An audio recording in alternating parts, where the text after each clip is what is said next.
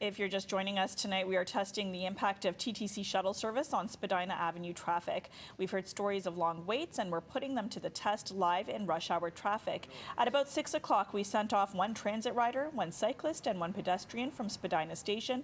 Let's see where they're at. Okay, Michael Talbot and Dee Berman, you walked and you biked. Did you learn anything that you think would help other commuters?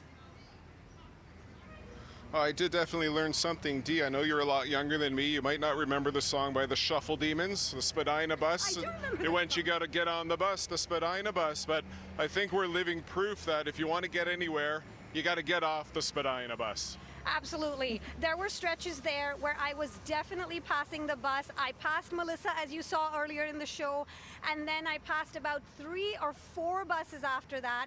But I have to put a caveat there. Initially, the buses zoomed past me. All the way through about Queen Street or so, the buses were zooming past me. After that, I was zooming past the buses. So I think the lesson is what we already know, which is the congestion is the worst past Queen, between that King to Queens Quay stretch.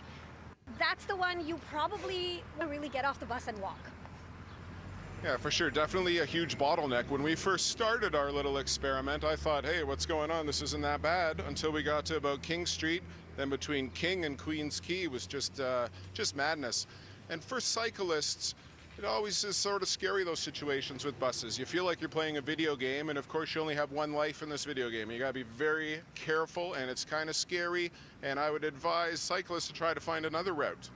Yeah, absolutely. And I think I saw a lot of cyclists also sort of being forced off the street from their shared bike lanes and walking on the sidewalks with me, which was probably the only problem I had, really. I just had to sort of, weave my way around the cyclists. But other than that, it was a pretty smooth walk for me. You know what? We got outside and we got some fresh air. We risked our lives for our job, but here we are, we survived. Thank you for taking part. All right, thank That's you right. both so much for doing this, and I think some good lessons were learned there for other commuters. Let's check in now with Melissa Nikovely, who hopped onto the 510 Spadina replacement bus. Melissa first set off just after 5 o'clock, and I'm hoping we can go to her to see where she's at now. There she is. What a journey, Melissa. Thanks for doing this, and where are you now? I'm at the foot of Queens Quay and Spadina. I haven't left once I got here because I got here just after 6:30. So it was not the best experience, I gotta say, but it's definitely a learned experience. If you have to take Spadina, just pack your patience. Tina.